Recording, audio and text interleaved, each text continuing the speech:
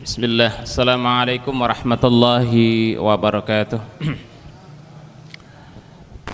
Alhamdulillah alladzi anzala as-sakinata fi qulubil mu'minin liyazdadu imanan ma'a imanihim walillahi junudus samawati wal ard wa kana Allahu aliman hakima.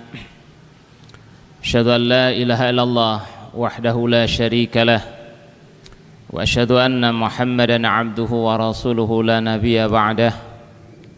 Allahumma salli ala Muhammadin wa ala alihi wa ashabihi wa man tabi'ahum bi ihsanin ila yaumiddin, amma ba'd. Wa qala ta'ala fi kitabihil azizil karim, a'udzu billahi minasyaitonir rajim. Ya ayyuhalladzina amanu taqullaha wa qulu qalan sadida yuslih lakum a'malakum wa yaghfir lakum dhunubakum wa may yuti'illaha wa rasulahu faqad faza fawzan 'azima. Wa qala ta'ala aidan, ya ayyuhalladzina amanu tubu ilallahi taubatan nasuha asa rabbukum ay yukaffira ankum sayyi'atikum wa yudkhilakum jannatin tajri min tahtiha al-anhar yawma la yukhzillahu an-nabiyya walladzina amanu ma'ah nuruhum yas'a baina aydihim wa bi aymanihim yaquluna rabbana atmim lana nurana waghfir lana innaka ala kulli syai'in qadir. Wa qala nabiyyu sallallahu alaihi wasallam, man ahya sunnati 'inda fasadin nas lahu ajru 100 syahidin. Sadaqallah wa sadaqul karim wa nahnu ala dzalika minasy syahidin. Jazakallah. Alhamdulillah, pada kesempatan malam hari ini kita bisa bertemu kembali, yang mudah-mudahan ini bagian dari sisi pemahaman, penambah pemahaman dan wawasan kita, terutama beberapa hari lagi kita akan bertemu dengan bulan Ramadan, bulan yang sudah setiap tahun satu kali kita bertemu, bulan yang tentunya bagi kita tidak asing. Dia adalah merupakan tamu yang sangat agung, banyak sekali limpahan rahmat kasih sayang Allah Subhanahu wa ta'ala serta kehebatan-kehebatan yang ada di dalamnya. Ketika kita mendapatkannya, ditambah lagi bulan yang kita diwajibkan untuk melaksanakan ibadah saum, yang satu-satunya ibadah wajib melaksanakan ibadah saum hanya di bulan Ramadan. Kalaupun kita mengerjakan ibadah saum yang wajib selain Ramadan, itu akibat karena faktor asbab, sebab musabab, di antara karena perjanjian atau melanggar terhadap sebuah perjanjian. Di antaranya seorang melaksanakan kewajiban saum selain Ramadan karena faktor kafarah, ya. Karena seseorang melanggar aturan di bulan Ramadan, maka dia wajib membayar kafarah, berpuasa 2 bulan berturut-turut. Seperti misalnya seorang yang bersetubuh di siang hari di bulan Ramadan. Ya, bersetubuh yang dimaksud di sini di bulan Ramadannya. Ya, di bulan Ramadannya. Baik dalam keadaan dia berpuasa atau tidak. Nah, sebab ada kekeliruan atau kesalahan, misalnya seorang musafir dia tidak berpuasa ya di bulan Ramadan karena dia musafir, atau seorang pekerja ya berat ya dia tidak berpuasa mengganti dengan membayar fidyah. Nah, ketika dia bersetubuh di bulan Ramadan, hukuman mengganti 2 bulan berturut-turut tetap berjalan, karena para ulama sepakat bahwa hukuman itu pelanggarannya satu kesatuan antara hukum terhadap puasa itu sendiri dan pelanggaran terhadap Ramadan itu sendiri. Makanya ini perlu Bapak Ibu sekalian harus dipahami dengan benar ya.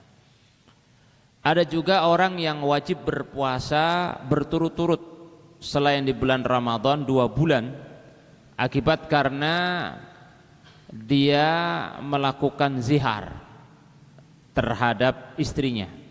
Misalnya seorang suami mengatakan bahwa punggung ibumu itu betapa indahnya, ibarat seperti punggungmu. Maka ucapan yang ringan seperti itu berkonsekuensi orang itu terkena hukum zihar. Apa hukum zihar itu? Kalau dia tidak mampu berpuasa 2 bulan berturut-turut, maka ada sistematika urutan untuk membayar. Seperti dia harus membebaskan budak. Kalau tidak mampu, maka dia wajib memberi makan kepada sittina miskina, 60 orang fakir miskin. Kalau dia tidak mampu lagi, maka dia harus membayar puasa dengan 2 bulan berturut-turut. Fa illam yastati', ya, apabila dia tidak mampu, ya, maka dia wajib berpuasa 2 bulan berturut-turut, syahraini mutatabi'ain. Nah, itu masuk dalam kategori puasa yang wajib karena asbab, karena sebab pelanggaran.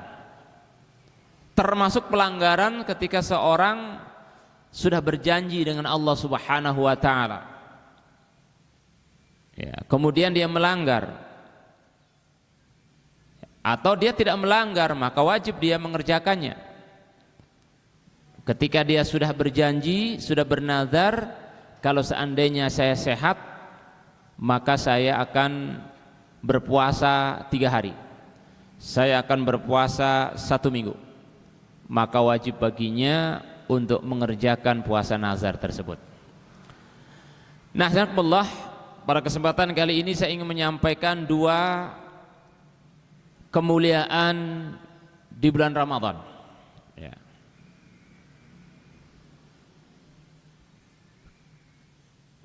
2 kemuliaan di bulan Ramadan. Yang pertama adalah kemuliaan ibadah puasanya itu sendiri ya. Ibadah saumnya itu sendiri ya. Ya. Jadi ibadah saumnya itu sendiri adalah merupakan sebuah kemuliaan yang sangat luar biasa. Kenapa dikatakan dia termasuk kemuliaan yang luar biasa? Banyak dalil yang menyebutkan bahwa ibadah saum Ramadan ini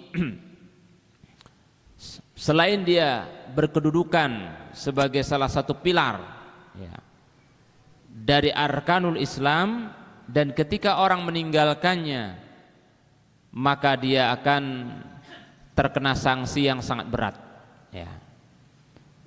Dia kedudukannya sebagai salah satu pilar dari arkanul Islam, ketika dia meninggalkannya maka dia termasuk kategori orang yang kufur ya. Saum Ramadan bagian dari salah satu rukun Islam yang 5. Orang yang meninggalkannya dengan sengaja tanpa uzur, maka dia akan menjadi kufur, bahkan halal darahnya. Makanya menjelang datangnya Ramadan ini kita harus tegas ya, baik untuk diri kita sendiri, keluarga kita, tetangga kita, jangan sampai hukum kedudukan saum Ramadan ini disepelekan. Bahkan dia adalah merupakan sebuah ibadah takhasus, ibadah yang khusus hanya untuk milik Allah ya. Kalau ibadah-ibadah lain yang kita kerjakan, Bapak sekalian, itu dicatat di dalam catatan, kemudian diakumulasikan menjadi bagian ibadah yang dicatat, kemudian apakah dia akan menjadi pemberat di mizan kita nanti di yaumil akhir, atau justru dia akan terhapus dari catatan itu. Tetapi kalau ibadah saum Ramadan atau ibadah wajib ini, itu tidak dicatat di dalam catatan, langsung Allah Subhanahu wa taala yang membalasnya. As-saum li wa ana ajazibih. Puasa adalah untukku, kata Allah, maka akulah yang langsung membalasnya. Para ulama mengatakan bahwa yang dimaksud dengan aku langsung membalasnya itu ada 3 keadaan. Yang pertama, membalas dengan rahmatnya dari seluruh yang dia kerjakan, kemudian balasan dengan rahmatnya itu adalah diterima. Ya, jadi membalas dengan rahmat itu adalah balasan yang diterima oleh Allah, yang saat itu orang mengerjakannya masih banyak kekurangan. Ya. Yang kedua, membalasnya dengan ilmu. Artinya bahwa kita mengerjakan ibadah saum sudah benar, sesuai dengan ketentuan Allah dan Rasulnya, maka Allah membalasnya dengan diterima karena ilmu yang dikerjakannya adalah lurus atau benar. Dan yang ketiga adalah pembalasan hak prerogatif Allah dengan memasukkan orang tersebut sebagai janji, sebagai orang-orang yang diberikan keberuntungan untuk mendapatkan ampunan, untuk dimasukkan ke dalam surga tanpa hisab.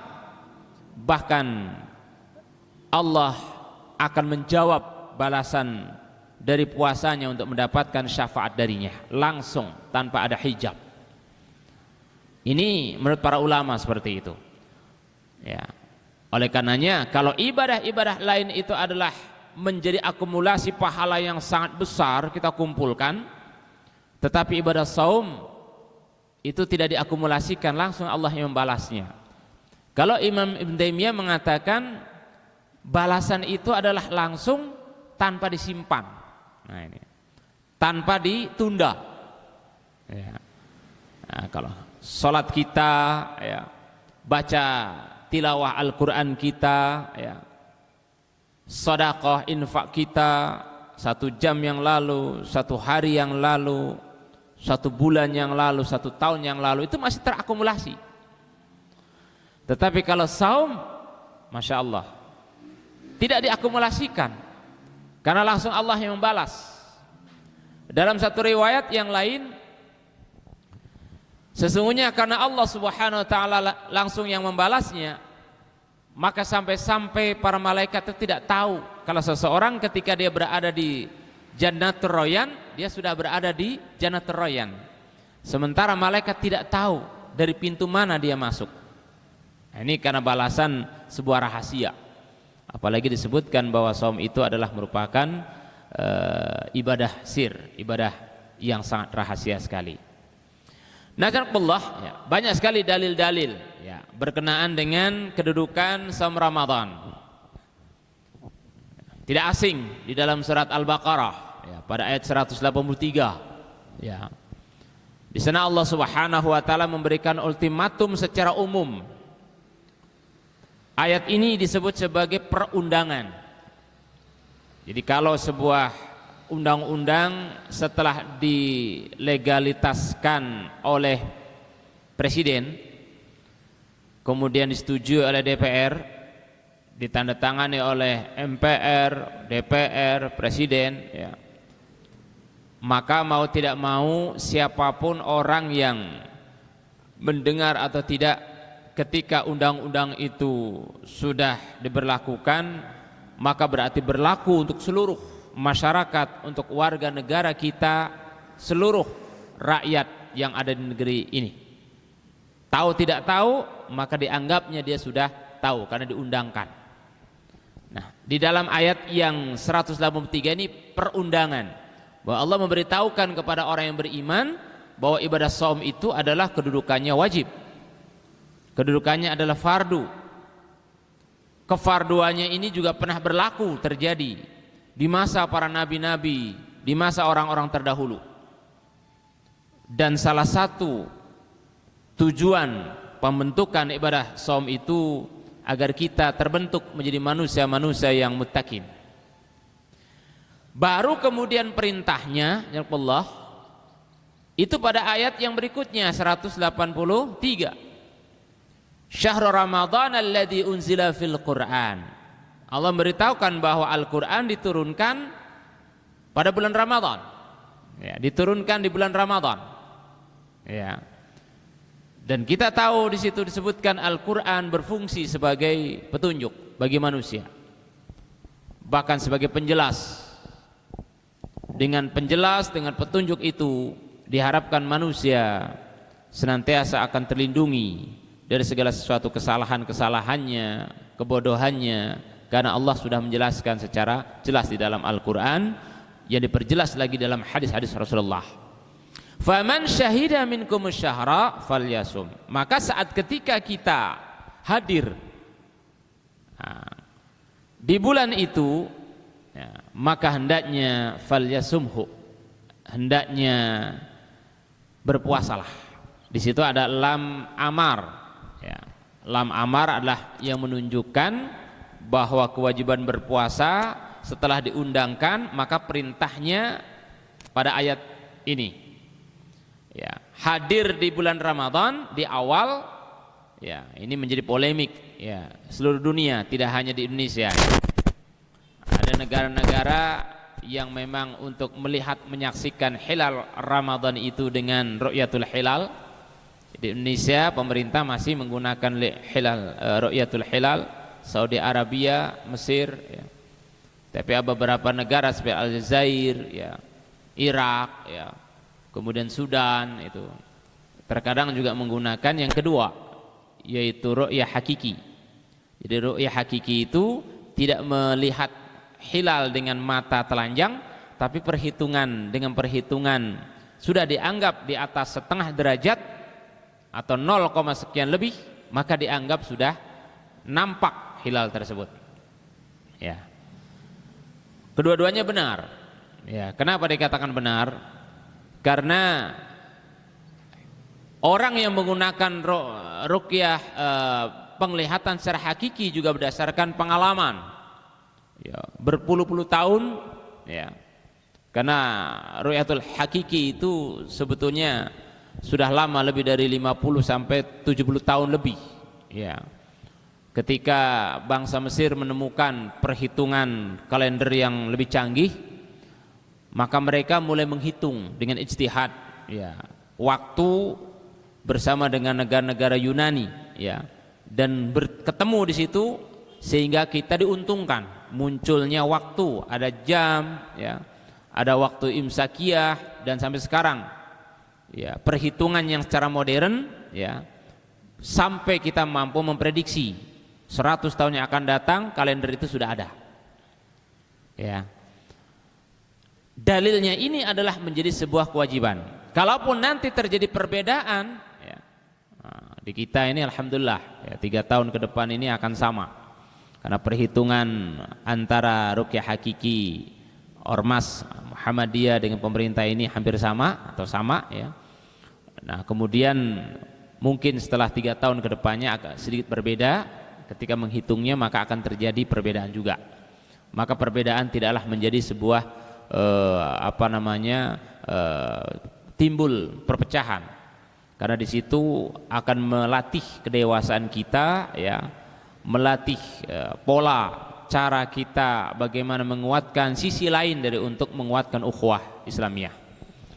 Kemudian di dalam hadis juga perintah kewajiban sangat jelas. Wasiyam Ramadan wa hajjul bait, salah satu dari bangunan Islam. Nah, kemudian orang yang meninggalkannya dengan sengaja, kita perhatikan hadis ini. Oral Islam wa qawaiduddin salasah. Islam itu dibangun, ya, dengan 3 dasar yang sangat kuat. Alaihinna asasul Islam man taraka wahidatun minhunna fahuwa biha kafir. Jadi Islam itu dibangun dengan 3 dasar yang sangat kuat. Yang pertama adalah pondasi yang sangat kokoh, yaitu syahadah alla ilaha illallah, ya. Yang kedua adalah wassalatul maktubah, salat 5 waktu. Dan yang ketiga adalah wasaum Ramadan. Salah satu hilang maka akan menyebabkan hancurnya Islam. Bahkan disebutkan di dalam hadis ini sebagai fahuwa biha kafir. Kenapa tidak disebutkan itu zakat dan haji? Kalau zakat dan haji itu pondasi sosial yang dihubungkan dengan nilai kemampuan. Ya. Mungkin di antara kita tidak semuanya sudah mengeluarkan zakat mal, atau tidak semuanya di antara kita yang sudah melaksanakan ibadah haji. Ya, jadi di situ aspeknya adalah istata'ah, adanya aspek kemampuan. Sehingga kewajibannya itu bersyarat karena aspek adanya sebuah kemampuan. Tetapi kalau 3 hal ini, ya, syahadat, salat dan shaum Ramadan, itu tetap dan tidak boleh ditinggalkan. Tidak boleh, tidak ada gantinya. Ya. Orang meninggalkan shaum Ramadan, ya, tidak mengerjakan puasa Ramadan, misalnya bagi para wanita yang lagi haid, nifas, maka dia wajib diganti pada bulan yang lain. Wa 'alal ladzina yutiqunahu fidyah, bagi laki-laki yang bekerja keras, ya, yang begitu sangat keras dan tumpuan pekerjaannya itu adalah menjadi tumpuan ekonominya, ya, maka dia boleh tidak berpuasa dengan syarat tetap ada penggantinya dengan membayar fidyah. Misalnya kalau kita lihat para pekerja-pekerja berat yang ada di pelabuhan, ya, bekerja berat untuk membuat bangunan lantai 7, lantai 100, lantai 20. Para pilot-pilot yang membawa jamaah-jamaah di seluruh dunia, ya. Karena mereka membutuhkan energi, membutuhkan tenaga, maka ketika dia tidak saum karena faktornya darurat, maka diganti dengan membayar fidyah. Jadi fidyah itu adalah sama nilainya seperti melaksanakan ibadah saum. Artinya tidak bebas, tetap, ya. Hatta itu orang tidak mampu saja. Orang yang tidak mampu tetap dia mengerjakan saum Ramadan dengan batas kemampuan berapa dia mampunya untuk membayar fidyah. Masya Allah, ya. Ketika orang itu meninggalkannya, selain disebut oleh hadis ini dengan ta'zir kufur, juga di dalam hadis berikutnya, man aftara yauman mir Ramadan, dia meninggalkan 1 hari saja dari kewajiban Ramadan, fi ghairi rahsatin rakhasallahu lahu lam yaqdi anhu siyamad dahr kulluhu wa insamahu. Nah ini, siapa saja orangnya yang meninggalkan atau sengaja berbuka di bulan Ramadan tanpa ada rukhsah, ya, rukhsah bagi ibu-ibu hamil kemudian menyusui, ya, itu termasuk rukhsah, ya. Maka bagi ibu-ibu yang menyusui, bagi ibu-ibu yang hamil, itu boleh rukhsahnya dengan diganti membayar fidyah. Kalau ibu-ibu yang lagi haid, nifas, ya, maka diganti dengan membayar, ya, saum di hari yang lain. Seorang yang musafir juga itu bagian ada rukhsah, ya, maka diganti, ya, pada hari yang lain dia mengerjakan ibadah puasa. Termasuk wa 'alal ladzina yutiqunahu fidyah, orang-orang yang berat dalam pekerjaannya, yang sangat berat sekali, maka boleh dia tidak berpuasa karena kondisi yang sangat darurat, maka harus diganti dengan, ya, fidyah. Tapi kalau sama sekali tidak ada rukhsah, sama sekali tidak ada udzur, dia tinggalkan, dan ini luar biasa banyak sekali.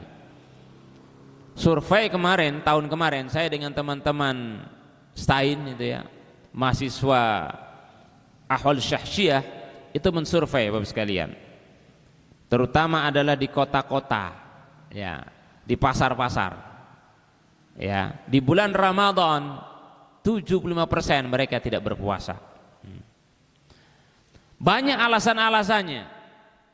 Yang pertama, ketika ditanya dalam survei itu, kenapa ibu tidak berpuasa? Jawabannya apa? Malas. Nah, malas jawabannya. Kenapa bapak tidak berpuasa? Ya. Jawabannya juga sama, ya, sungkan. Ada yang mengatakan berat, ya. Dan ketika ditanya kenapa tidak membayar fidyah, kenapa dia tidak membayar yang lainnya kalau memang dia kena rukhsah, apa jawabannya? Tidak mengerti. Masya Allah. Kan yang namanya undang-undang, Bapak sekalian, tetap akan menjerat orang yang tidak mengerjakan puasa karena kebodohan, tetap akan kena jeratannya. Makanya kalau di negara-negara seperti Saudi, orang yang nggak berpuasa itu langsung ditakjir, kemudian juga dia kena hukuman, ya, dimasukkan penjara 10 hari, kemudian dicambuk 60 kali, ya. Ya, kalau di kita kan tidak ada, ya. Kenapa? Karena beratnya, bahkan 1 hari dia meninggalkan, kemudian kalaupun dia membayar, lam yaqdi anhu siyamad dahar kulluh wa in samahu. Dia membayar, maka tidak bisa dibayar sepanjang dia berpuasa seumur hidup, meskipun dia mampu untuk berpuasa. Jadi ini satu kaidah, hati-hati Bapak sekalian.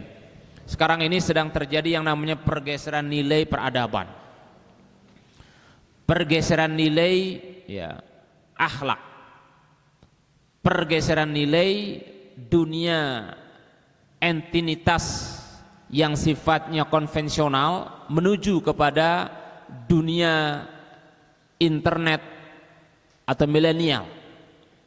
Ya. Di situ banyak orang-orang yang dengan bermain lewat internet dan sebagainya mulai tergoda dengan hukum-hukum yang tidak jelas, aturan-aturan yang tidak jelas. Karena sekarang ini orang-orang kafir pun membuat sebuah tandingan-tandingan, ya, untuk membuat kabur hukum Islam. Seperti saya membaca sebuah website. Dalam website itu mengatakan bahwa orang-orang yang haid bagi wanita itu rukhsah, sehingga dia tidak berpuasa dan tidak perlu menggantinya. Ini baru website yang baru seperti itu, yang menyesatkan dan membahayakan. Ya. Bahkan ada satu website yang di sana dikatakan bahwa seorang ayah atau seorang ibu tidak berhak menyuruh kepada anaknya untuk mewajibkan berpuasa, karena hukum puasa dan salat itu adalah privat, hukum pribadi, bukan lagi hukum keluarga. Ya, jadi itu sudah lari ke arah sana. Ya.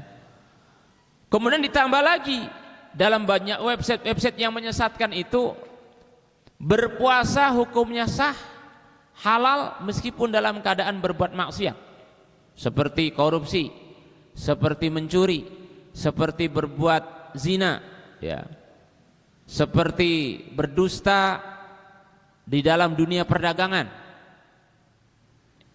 Kenapa muncul seperti itu? Karena mereka tahu bahwa yang namanya energi media itu lebih kuat dibandingkan dengan energi silaturahim atau bertemunya entitas manusia seperti dalam dunia majelis taklim. Ya, Masya Allah. Ini menjadi ujian bagi kita sekalian.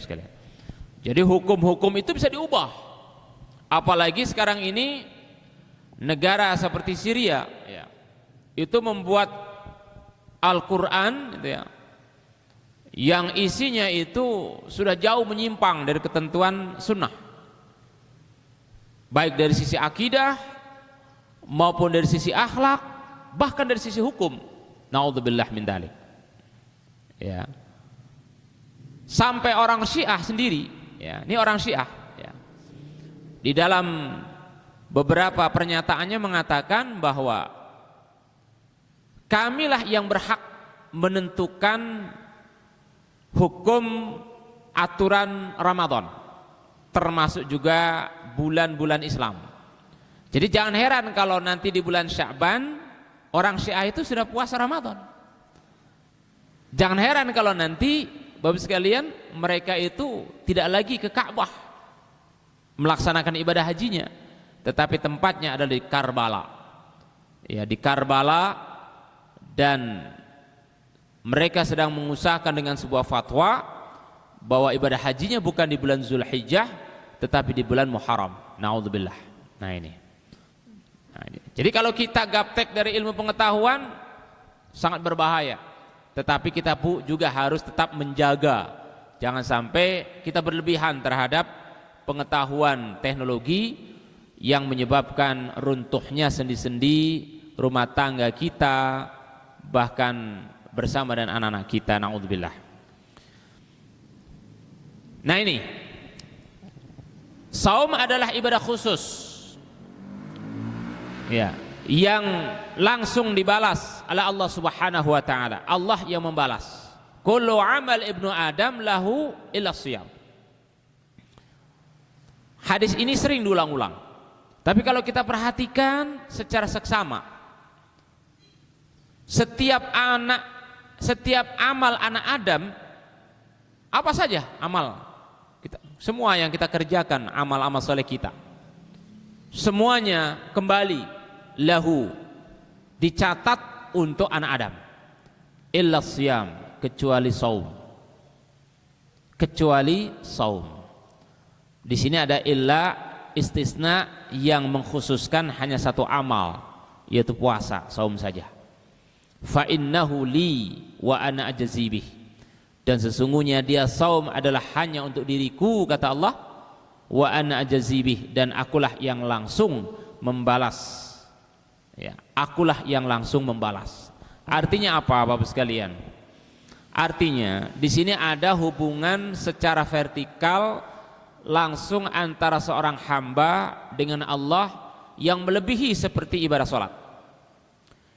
Ibadah salat itu adalah mi'rajnya seorang mukmin untuk bertemu dengan Allah Subhanahu wa taala. Ya, mi'rajnya orang-orang yang beriman untuk bertemu dengan Allah Subhanahu wa taala. Jadi kalau kita ingin menyatakan diri secara simbol ingin bertemu dengan Allah Subhanahu wa taala, lewatnya salat. Salat 5 waktu yang kita kerjakan dengan khusyuk maupun salat sunnah yang kita kerjakan. Tetapi kalau saum, ya, ini satu amal yang secara vertikal, bukan lagi horizontal. Ya. Wa ana jazibih di sini adalah langsung pengawasannya, ya, pengawasannya dan amal yang sedang dikerjakannya itu bukan lagi tercatat dalam catatan, tetapi Allah yang membalasnya langsung. Artinya Allah sebagai pelaku utama untuk membalas langsung. Masya Allah. Ya, kita belajar bagaimana tentang malaikat Raqib Atid yang mencatat kebaikan dan mencatat keburukan. Tetapi di sini tidak berlaku lagi. Puasa ini langsung Allah yang membalasnya, sebagaimana tadi, dengan ilmu, dengan rahmatnya, ya, dengan kasih sayangnya, ya, dan langsung Allah balas tanpa ada penghalang yang lain. Dia dimasukkan tanpa ada hisab maupun penghalang-penghalang ke dalam surganya Allah Subhanahu wa taala. Wasyamu junnah. Allah sendiri mengatakan saum itu adalah junnah. Ya. Artinya apa? Dia sebagai tameng, sebagai pengendali. Sebagaimana salat juga adalah pengendali. Inna salata tanha 'anil fahsya'i wal munkar. Dua pengendali utama, salat dan puasa, menyatu. Maka ini akan menjadi dahsyat. Ya. Fa idza kana yaum shaumi ahadikum fala yarfas. Maka seorang apabila dia sedang dalam keadaan berpuasa, maka janganlah di antara kalian fala yarfas, berkata kotor. Para ulama, Imam Ghazali ketika menafsirkan hadis ini, fala yarfas, berkata kotor, kalau dia sedang berpuasa berkata kotor, bagi dia, kata Imam Ghazali, berlaku dua hukum. Secara hukum fikih dia dianggap tidak sah, dan secara akidah tertolak. Nah ini, kalau di dalam hukum fikih, para ulama-ulama al-fikih tidak memasukkan kategori akhlak, itu tidak memasukkan. Tetapi Al-Imam Ghazali ya, itu dengan tegas bahwa tidak ada puasa bagi seseorang apabila dia tidak berpuasa dari lisannya, dari hawa nafsunya, bahkan dari seluruh anggota tubuhnya, akibat karena dia berbuat dosa atau maksiat. Makanya Bapak sekalian, kita perlu target. Saum kita tidak hanya saum awam. Saum awam itu adalah saum yang hanya menahan lapar dan dahaga serta sesuatu yang membatalkan. Tapi kita harus ada naik tingkat. Setiap tahun ibadah apapun kita evaluasi, perlu ada naik tingkat. Diharapkan saum kita adalah termasuk saum ya orang yang khas, ya orang yang khas minimal ya. Syukur kita bisa mencapai khas ma'al khas. Khas ma'al khas itu adalah puasanya para nabi. Ya. Nah, yang ini yang terkadang tidak kita perhatikan. Kita merasa puas setelah kita menjadi seperti orang seperti kita ini. Padahal perlu adanya peningkatan. Untuk meningkatkan sebuah maqam tentunya ada satu manhaj, ada satu kurikulum, ada satu cara. Jadi kita tidak boleh berada di dalam garis merasa puas atau nyaman. Ya, jadi terus harus kita tingkatkan. Karena bisa jadi ibadah yang sedang kita kerjakan itu justru berada di garis merah. Ya. Makanya kita terus banyak belajar seperti pengajian seperti ini, kemudian memperdalam ilmu alat dan sebagainya. Tujuannya untuk mencapai ibadah itu harus ada peningkatan ya, secara keilmuan ya, kemudian secara akhlak, bahkan peningkatan secara kuantitas dan kualitas. Nah ini, wala yashab, dan jangan sampai kita berpuasa dengan akhlak yang buruk, suka bertengkar, suami dan istri bertengkar, orang tua dengan anaknya bertengkar, ya, dengan akhlak-akhlak perkataan maupun perbuatan yang sangat buruk sekali. Wala yajhal, bahkan dengan segala perilaku-perilaku yang mengandung ke dalam sebuah kebodohan. Ya.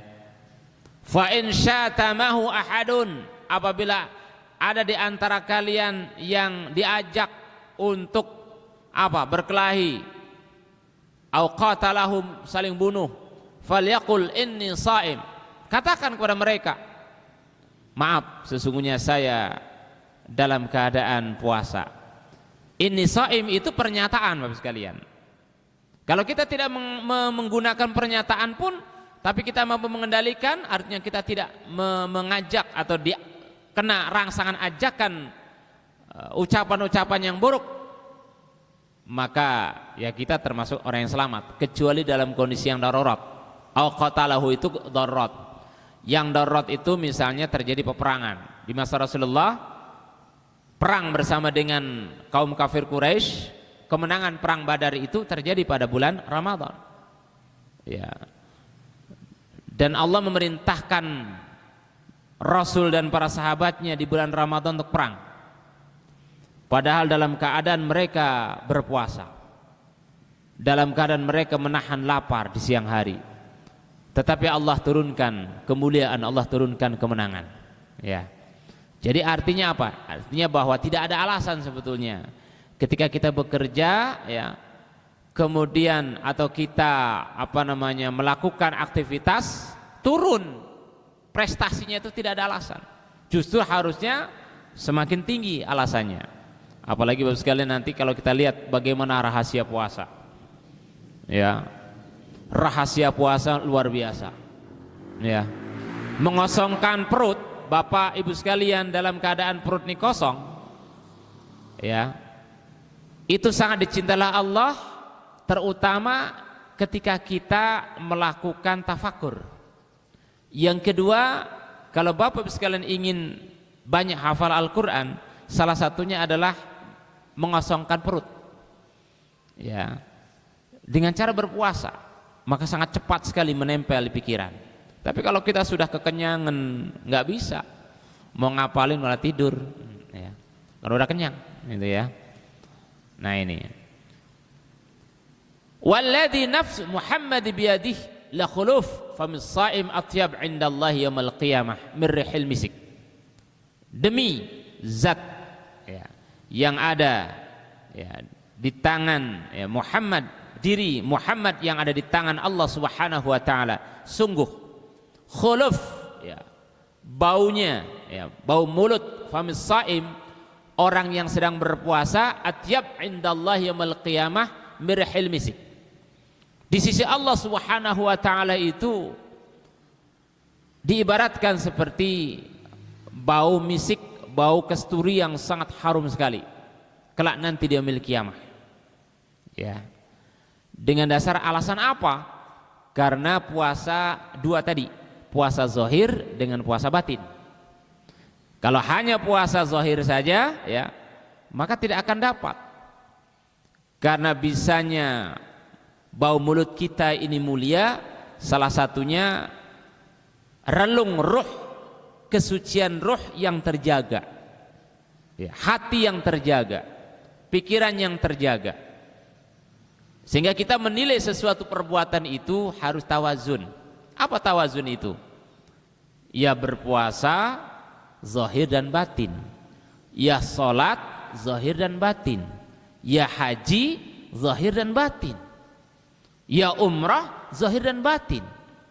Artinya apa? Fisik sudah kita kerjakan, maka batin pun harus ikut mengerjakannya, artinya menjaganya ya, bukan hanya sekedar menggugurkan zahirnya saja Bapak sekalian, tetapi batin pun harus tawazun, harus seimbang. Maka dua ini ya, yang menjadi sebuah kekuatan sumber yang sangat dahsyat, bahkan Allah akan menerimanya karena kekuatan batin dan lahir menyatu, tidak dipisahkan ya. Kita lihat saat ketika kita lagi sholat, kenapa pikiran kita lari kemana-mana ya, kenapa hati kita tidak bisa tenang, kenapa ya, pikiran kita, wawasan kita ya, tergoda oleh dunia. Nah disinilah kita diuji. Apalagi sekarang ini yang namanya dunia ya, internet dan media itu sangat-sangat sekali mempengaruhi perilaku-perilaku kehidupan masyarakat kita. Di Jakarta Bapak sekalian ya, teman-teman itu melakukan survei, kenapa sih anak-anak SD, SMP, SMA tiada hari di sana itu selalu tawuran dan gelut. Kemarin di Bekasi ada 2 orang yang digorok, anak SMA, SMK, STM, saling gorok di tengah jalan sampai lehernya putus. Agresivitasnya anak itu betapa begitu sangat kejam sekali. Nah salah satu survei dan penyelidikan itu adalah memang kejamnya dunia media. Orang tua di sana sudah angkat tangan ya, dunia media sangat luar biasa. Jadi jangan dikira kalau anak-anak TK kita ya, setiap hari disuguhi film-film ya, Naruto misalnya, film-film Doraemon misalnya, film-film orang-orang kafir, itu mereka akan berimitasi. Jangankan film-film yang ya, tidak bermanfaat, yang bermanfaat saja lamanya mereka menyaksikan itu membuat kekuatan daya rangsang dan menjadi penyebab malas untuk berprestasi maupun minat belajar. Indonesia ini adalah sebuah negara konsumtif yang kebagian hasil dari produk-produk orang-orang kafir. Makanya di Singapura Bapak sekalian, itu di sana itu yang namanya film-film kartun itu sudah dilarang, nggak ada di negaranya. Di negara kita malah berlebihan. Karena apa? Karena orang yang menangkap teknologi di negara kita ini ya, mengejarnya itu hanya sebagai profit, untuk mencari keuntungan. Semakin banyak orang melihatnya, minat orang yang menontonnya, maka akan semakin besar keuntungan itu didapatkan. Jadi sekarang ini manusia sudah bergeser hanya mengejar pada aspek nilai hedonis. hanya untuk mencari keuntungan dan kepuasan belaka.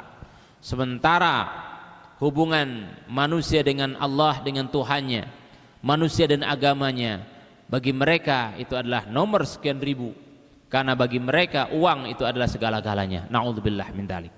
Nah ini. Walis shaim farhatan.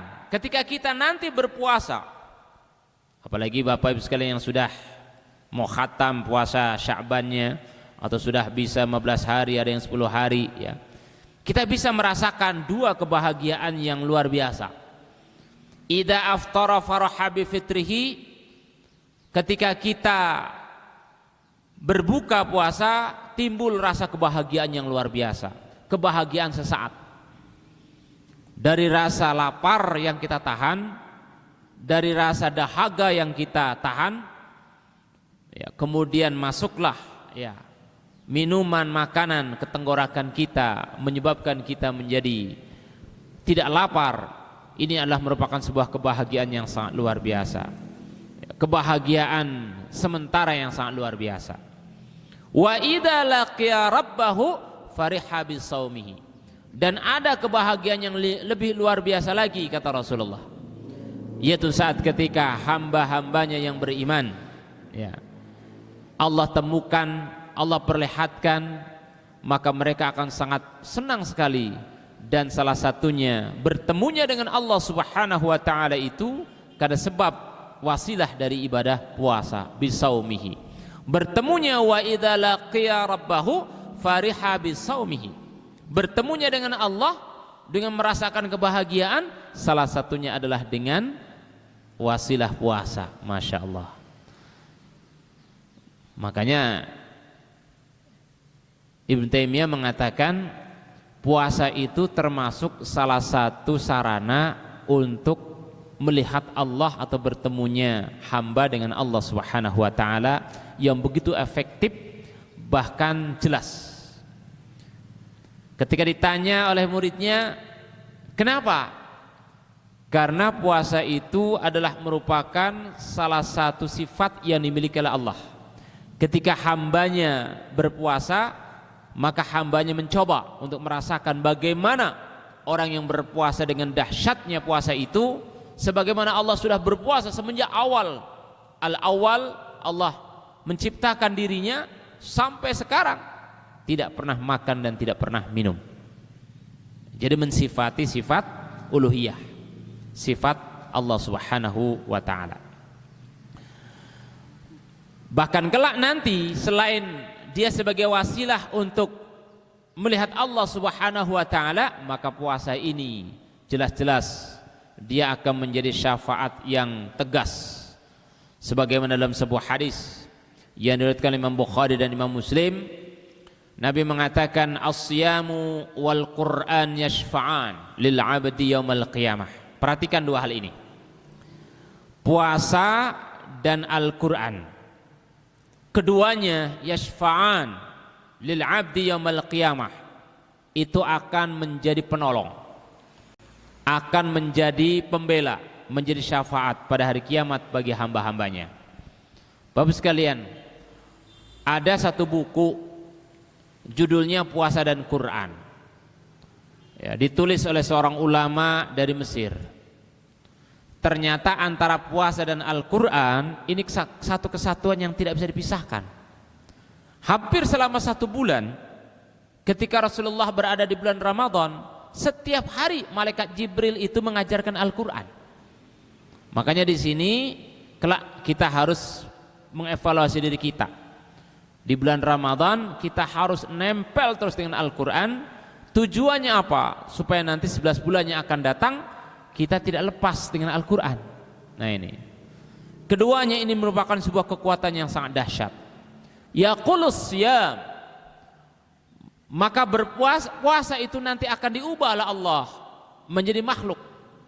Kemudian dia berkata, ay Rabbi mana'itu ta'am syahwat. Sungguh ini orang ini dulu di dunia ini menahan dari lapar, menahan dari makan, menahan dari syahwat bin nahar pada waktu siang hari. Fasyafi'ni bih. Maka Allah Subhanahu wa ta'ala memberikan syafaat terhadap puasa. Artinya di sini para ulama menyebutkan bahwa puasa ini sudah menjadi jaminan. Dia akan menjadi jaminan orang mendapatkan syafaat dari Allah Subhanahu wa taala. Wa yaqul Qur'an mana'atun naum bil lail. Ketika orang lagi dalam keadaan tidur di malam hari, dia membaca, dia bersedekah. Tentunya di sini membaca Al-Quran para ulama dalam 5 tingkatan. Ya, jadi membaca Al-Quran itu ada 5 tingkatan. Tingkatan yang pertama adalah membaca, sekedar membaca tanpa dipahami isinya. Ya, tingkatan pertama ini minimal kita akan mendapatkan 1 hurufnya 10. Tingkatan yang kedua, kita membaca paham terhadap isinya, mengerti akan isinya. Maka ini baru disebut dengan membaca pemahaman. Ya. Tingkatan yang ketiga, ya, kita paham isinya, ya, kemudian menimbulkan penghayatan dan kesadaran. Jadi ketika kita sudah paham, maka otak, ya, pikiran kita akan mengatakan benar kebenarannya. Penghayatan menunjukkan kita merasakan adanya tangisan saat ketika jatuh ke dalam ayat-ayat siksaan. Kita merasakan kegembiraan saat ketika jatuh ke dalam ayat-ayat surga. Ya, jadi itu namanya penghayatan. Makanya kalau Bapak sekalian menghayati Al-Quran sambil menangis, Masya Allah, tandanya orang itu memunculkan rasa iman. Bahkan dalam sebuah hadis Nabi mengatakan, barang siapa yang membaca Al-Quran kemudian dia hayati dan dia menangis, maka sungguh orang itu dia telah beriman kepada Allah. Orang itu telah merasakan lezatnya iman. Masya Allah. Kemudian yang keempat, ya, penghayatan, kesadaran dan pengamalan. Jadi membaca itu setelah dia mengerti, memahami, menghayati, dia menyadari. Setelah itu dia langsung, ya, mengamalkan. Pengamalan itu ada 2. Ada pengamalan hati dan ada pengamalan fisik. Kalau pengamalan hati itu kaitannya dengan keyakinan. Ketika kita membacanya yakin, maka kita menguatkan keyakinan itu. Kalau pengamalan fisik, apa yang kita baca kemudian kita amalkan baik secara langsung maupun bertahap. Seperti kita membaca surat Al-Baqarah ayat 183, kita akan mengamalkan sebentar lagi. Ketika kita membaca ayat-ayat tentang sedekah, wa anfiqu mimma razaqnakum, maka hari itu juga besoknya kita punya keyakinan untuk mengamalkan, ya, infak tersebut tanpa ada sekedar sebagai pengetahuan saja. Ya.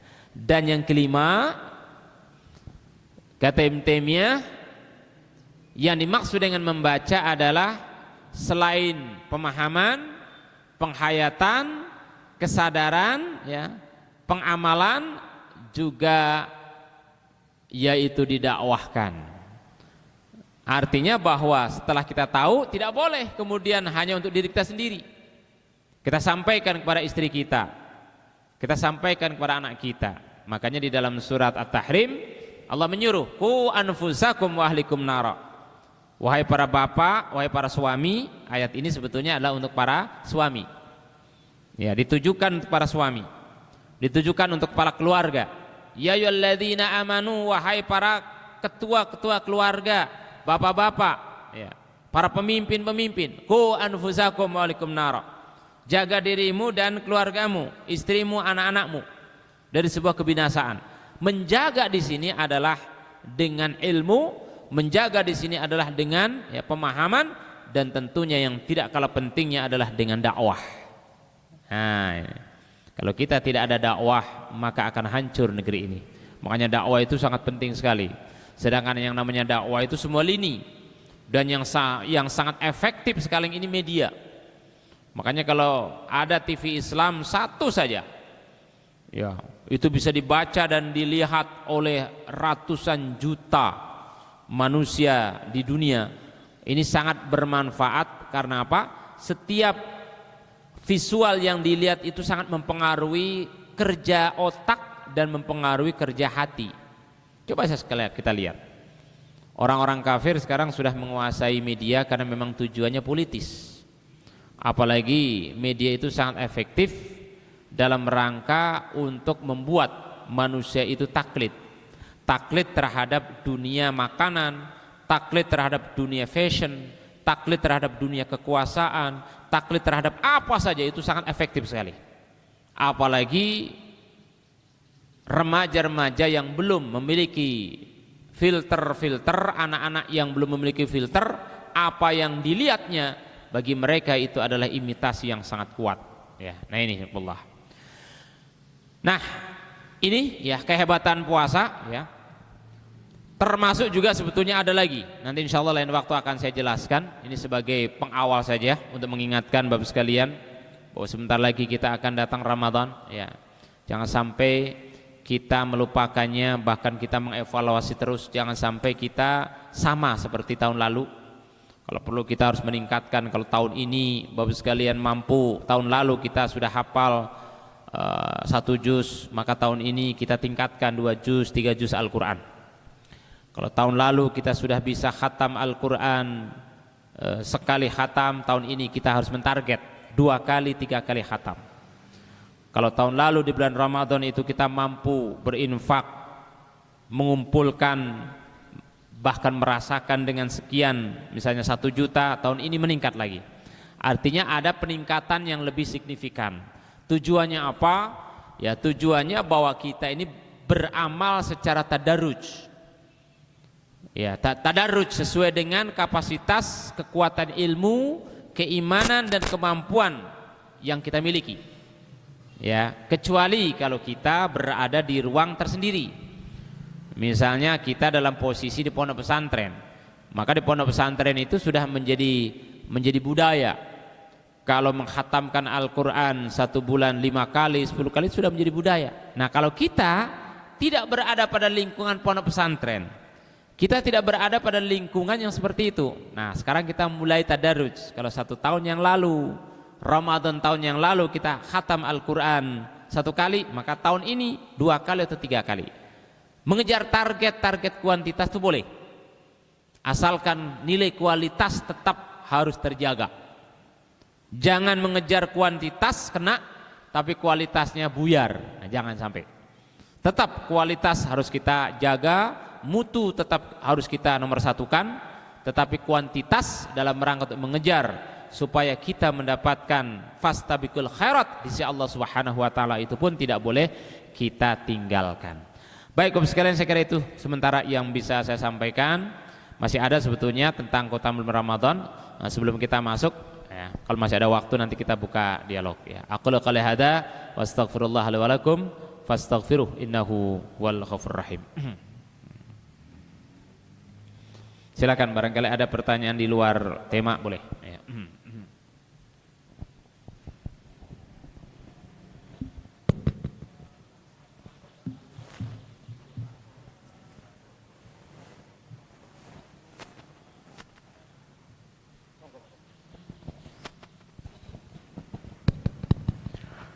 Assalamualaikum warahmatullahi wabarakatuh.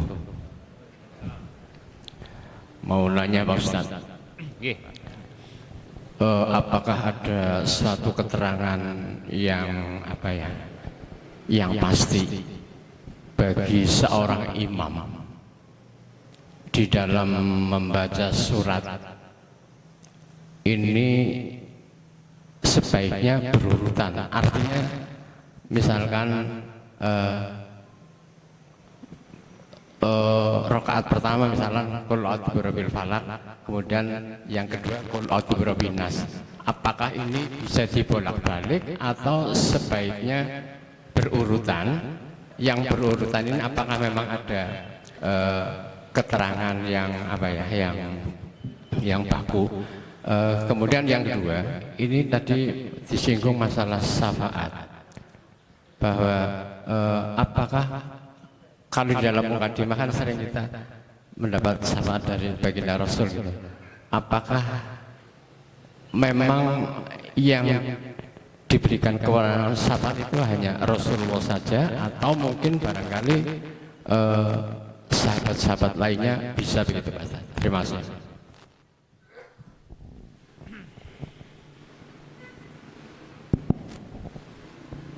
Apakah ada ketentuan berkaitan tentang urutan ya, urutan membaca ketika seorang imam misalnya surat Al-Ikhlas kemudian turun surat Al-Falaq.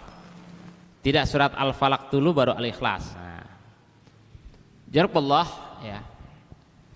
Sebetulnya berkaitan dengan sistematika seperti itu sudah dijuklakkan oleh Rasulullah.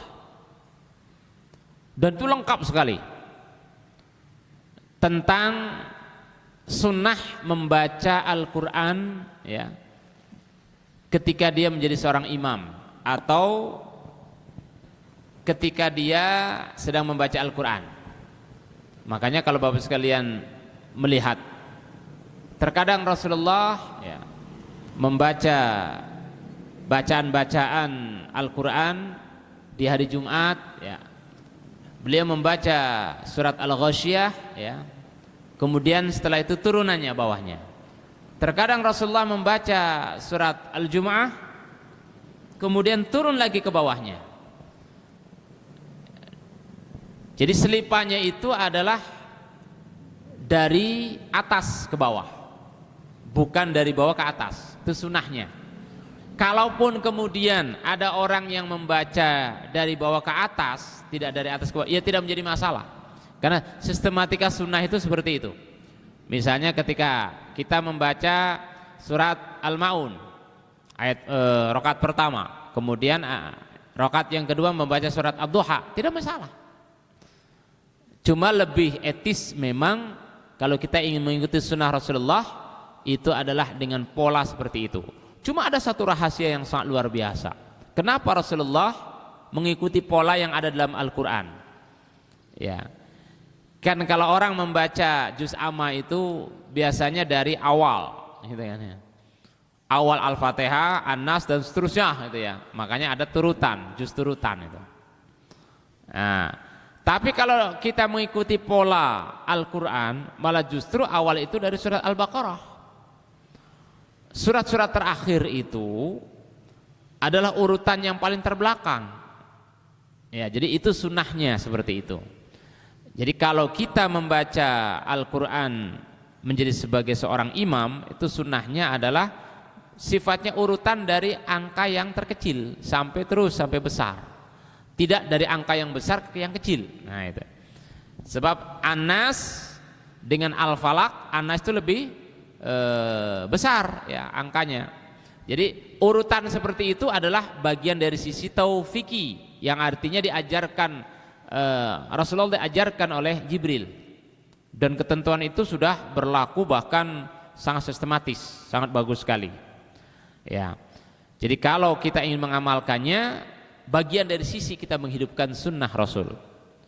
Kalau kemudian meloncat ya, meloncat-loncat, maka ini pun sebetulnya tidak masalah, karena Al-Quran juga mengatakan ma tayassara min, bacalah Al-Quran yang paling gampang, yang paling termudah. Jadi itu ada tingkatan. Jadi kalau kita memang mampu mengikuti pola sistematika sunnah Rasulullah ketika membaca Al-Quran, itu paling bagus. Tapi kalau memang kita tidak mampu, ma tayassara min, maka hendaknya kata Allah, bacalah yang paling gampang, bacalah yang paling termudah. Sistematika yang dibuat oleh Allah sendiri melalui taufiki para Rasulnya, ternyata rahasianya apa Bapak sekalian? Itu bagi para penghafal Al-Quran, itu memudahkan bacaan itu dengan pola sistem urut. Nah, jadi urutannya itu mudah, nyantolnya langsung. Oh ya, kalau ketika misalnya kita membaca surat Al-Jum'ah, maka urutannya ke bawahnya, oh As-Saff. Kalau kita membaca surat Al-Imran, oh urutannya adalah setelah itu An-Nisa. Jadi untuk memudahkan, bahkan terjadi kemudahannya itu berbolak-balik. Kalau kita membaca surat An-Nisa ingin naik ke atas, oh berarti surat Al-Imran. Artinya itu untuk memudahkan sistematika ya hafalan. Di samping itu juga untuk menjaga hafalan itu sendiri. Nah itu. untuk menjaga hafalan itu sendiri.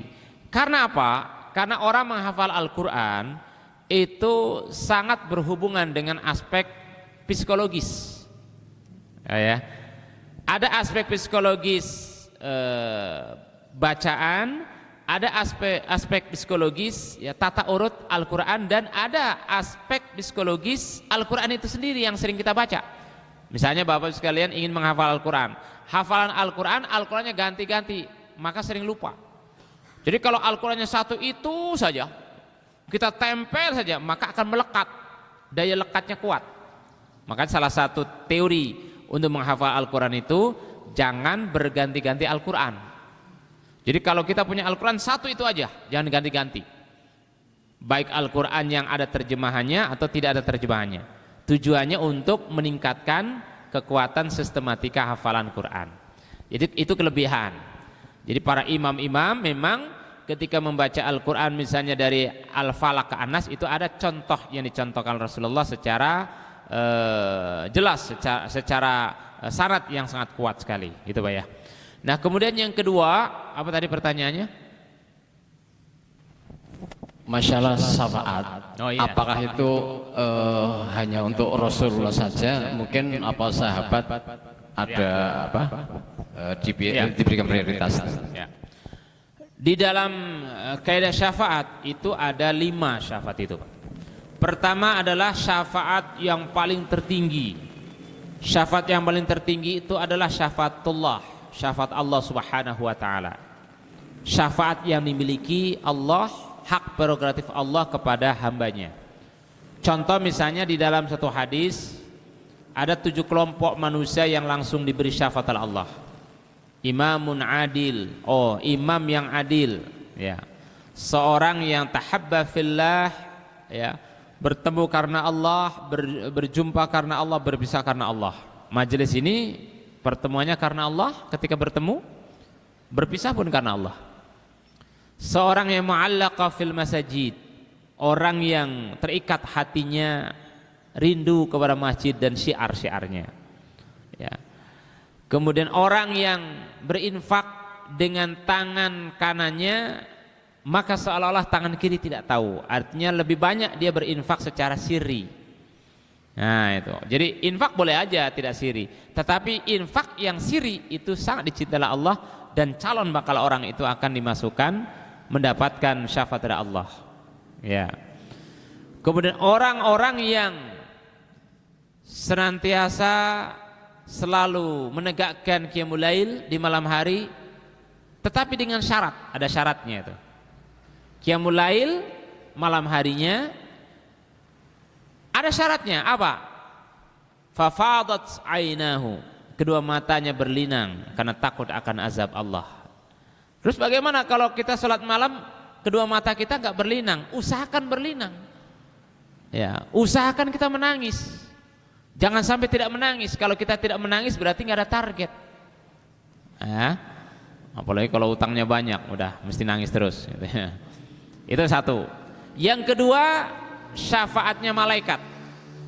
Di dalam surat Ar-Ra'du, malaikat itu akan memberi syafaat satu kepada orang yang selalu bertobat. Orang yang selalu bertobat kepada Allah Subhanahu wa taala, Allah meminta kepada malaikat meminta kepada Allah supaya orang ini mendapatkan syafaat, dikabulkan.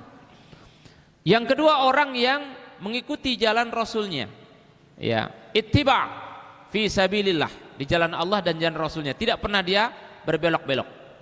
Masya Allah. Dan yang ketiga, orang yang senantiasa selalu beristighfar, ya, sabar dan istighfar. Maka ternyata malaikat itu memantau, ya, memantau syafaatnya terhadap orang-orang seperti ini. Masya Allah. Jadi malaikat pun punya syafaat. Yang kedua, seluruh para nabi dan rasul, seluruh para nabi dan rasul itu punya syafaat. Nabi Adam juga punya, Nabi Isa punya, adalah untuk masing-masing umatnya, ya. Tetapi Rasulullah khusus, syafaat Rasul itu adalah untuk seluruh umat manusia semenjak zaman Nabi Adam sampai sekarang. Itu kelebihannya di situ. Ya, subhanallah itu ya. Ya, jadi kelebihannya tidak hanya untuk umat Muhammad saja, tetapi untuk zaman umat Nabi Nuh, zaman umat Nabi Adam, saat ketika mereka tidak bisa minta syafaat kepada nabinya, datang Rasulullah itu akan diberi. Dan yang tidak kalah pentingnya adalah yang keempat juga syafaat orang-orang saleh. Siapa orang yang saleh itu? Para sahabat yang saleh, ya, para alim yang saleh, ternyata dia juga bisa memberi syafaat. Dalam sebuah hadis, dengan keunggulan amal-amal solehnya itu, ada di antara mereka, kata Rasulullah, yang bisa memberikan syafaat, bahkan melebihi syafaatnya dari para nabi dan rasul. Mereka adalah orang yang muqarrabin, orang yang didekatkan Allah, orang yang ya, sebagaimana para sahabat, ya. Bahkan orang-orang yang soleh. Makanya kenapa ada satu hadis begini. Dalam sebuah hadis, kita berteman, ya. Suatu saat ketika kita bersahabat di dunia ini, teman kita kehilangan kita tidak ada, kita tidak bertemu di surga. Maka orang yang soleh tersebut meminta kepada Allah mencari temannya tersebut. Dia rindu terhadap temannya dan dia berdoa, ya Allah, temukanlah saya dengan teman saya ini. Ternyata ketemu, tapi ketemunya tidak di surga, dia berada di neraka. Terus dia minta kepada Allah, ya Allah, ya. Terus dia berdoa kepada Allah. Karena persahabatannya, karena dia tahu pembelaannya, akhirnya Allah mengabulkan doa dari orang yang soleh tersebut. Ya, artinya orang yang soleh pun bisa memberikan syafaat karena kesolehannya. Kesolehannya karena rahmat dari Allah Subhanahu wa ta'ala. Dan yang kelima yang paling menentukan sekali syafaat itu adalah dari amal soleh kita sendiri.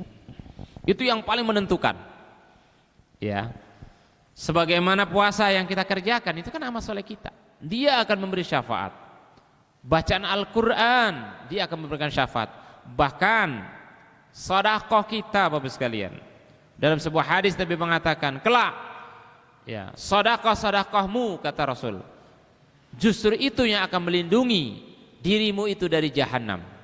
Dia menjadi benteng-benteng, ya, dari jahanam. Sedekah kalian itu akan menjadi benteng-benteng. Nah, artinya apa? Pembela utama itu adalah amal kita sebetulnya. Ya, pembela utama itu amal kita. Nah, yang istimewa tadi, yang menjadi titik tekan tadi, apakah orang yang saleh itu bisa memberikan syafaat? Sangat bisa. Karena banyak sekali nas-nas Al-Quran dan sunnah-sunnah Rasulnya yang menceritakan orang yang saleh itu bisa memberikan syafaat. Tentunya semua syafaat tadi syaratnya adalah biidnillah, ketika Allah Subhanahu wa ta'ala mengizinkannya. Tapi ketika Allah Subhanahu wa ta'ala tidak mengizinkannya, nggak bisa. Makanya kenapa pentingnya seorang suami harus soleh, ya, supaya dilihat oleh istrinya, karena keuntungannya dia akan bisa memberi syafaat kepada istrinya. Dan sebaliknya seorang istri yang soleh bisa menolong kepada suami yang, ya, tidak soleh, ya, istrinya yang soleh, apalagi anak-anaknya yang soleh. Orang-orang soleh dari anak-anaknya yang soleh, dia akan lebih hebat lagi memberikan syafaat. Dengan kata lain sebetulnya, kalau manusianya itu adalah tempatnya, maka perbuatannya itulah yang diizinkan Allah karena amal solehnya. Orang yang soleh karena amal solehnya, maka dia akan berhak mendapatkan syafaat, untuk memberikan syafaat kepada orang-orang yang ada di sekitarnya. Makanya dalam sebuah hadis Nabi mengatakan, temanmu yang sejati, ya, temanmu yang sebenarnya adalah teman yang saleh, karena dialah yang berhak mendapatkan pembelaan kelak nanti di yaumil qiyamah. Jadi kalau kita punya teman-teman yang tidak saleh, dia tidak bisa membela kita. Makanya perbanyak teman kita yang saleh itu, supaya dari 100 teman kita yang saleh, insya Allah Allah kabulkan 1-2 yang akan bisa menolong kita. Jangan sampai kita tidak mempunyai teman sama sekali, terutama teman-teman yang saleh. Atau sebaliknya, teman banyak tapi nggak soleh semua, salah semua, nah, repot lagi itu. Ya, malah menjadi beban. Ada satu hadis yang lain kan, sungguh penyebab orang masuk ke dalam jahanam itu karena sebab temannya, kata Rasul. Karena sebab temannya dia membuat beban, karena kesalahannya, karena kedengkiannya, bahkan menjerumuskan orang tersebut berada di dalam jahanam. Naudzubillah min dzalik. Jadi teman juga sangat menentukan sekali. Ya, baik buruknya seseorang, selamat tidaknya seseorang kelak di surga, ya, di neraka, itu bergantung juga salah satu sahabatnya. Siapa sahabatnya? Ya, kalau sahabatnya orang-orang yang membawa kekufuran, kesyirikan, ya sudah jelas akan mudah sekali kita akan digiring ke sana. Tapi kalau sahabatnya selalu memberikan nasihat, selalu memberi rambu-rambu, memberikan ilmu, memberikan kekayaan tapi kekayaan batin, nah itu yang menjadi penyelamat kita nanti. Itu ya. Oke, saya kira itu barangkali yang bisa kita sampaikan karena waktu sudah malam ya. Mari kita tutup saja dengan berdoa kepada Allah. Mudah-mudahan pertemuan ini menjadi motivasi untuk kita sekalian untuk persiapan datangnya Ramadan, supaya nanti setelah Ramadan masuk kita tidak kaget, justru kita menjadi bagian adaptasi yang sudah enjoy, sudah senang, sudah bahagia. Karena apa? Karena sering disebut nama Ramadan dan sering disebut amaliyah-amaliyah yang kita kerjakan serta persiapan yang sudah kita siapkan sejak 1 bulan, 2 bulan yang lalu. Mari kita akhiri dengan doa. A'udzubillahi minasyaitonirrajim. Bismillahirrahmanirrahim. حمدا شاكرا حمدا ناعما حمدا يوافق في مزيده يا ربنا ولك الحمد كما ينبغي لجلال وجهك وعظم سلطانك اللهم صل على محمد وعلى ال محمد اللهم إنا نسألك علما نافعا وعملا صالحا ورزقا حلالا وخيرا كثيرا وشرا بعيدا برحمتك يا أرحم الراحمين اللهم لا تدع لنا هذا ذنبا إلا غفرته ولا هما إلا فرجته ولا مريضا إلا عافيته ولا حاجة من حج الدنيا لك رضان ولنا صلاحا إلا قضيتها يا أرحم الراحمين ربنا لا تزغ قلوبنا بعد إذ هديتنا وهب لنا من لدنك رحمة إنك أنت الوهاب اللهم بارك لنا في رجب اللهم بارك لنا في شعبان اللهم بارك لنا في رمضان وبلغ رمضان يا الله يا ربنا آتنا في الدنيا حسنة وفي الآخرة حسنة وقنا عذاب النار صلى الله على محمد وعلى آله وصحبه وسلم سبحان ربك رب العزة عما يصفون وسلام على المرسلين والحمد لله رب العالمين سبحانك اللهم وبحمدك أشهد أن لا إله إلا أنت أستغفرك وأتوب إليك السلام عليكم ورحمة الله وبركاته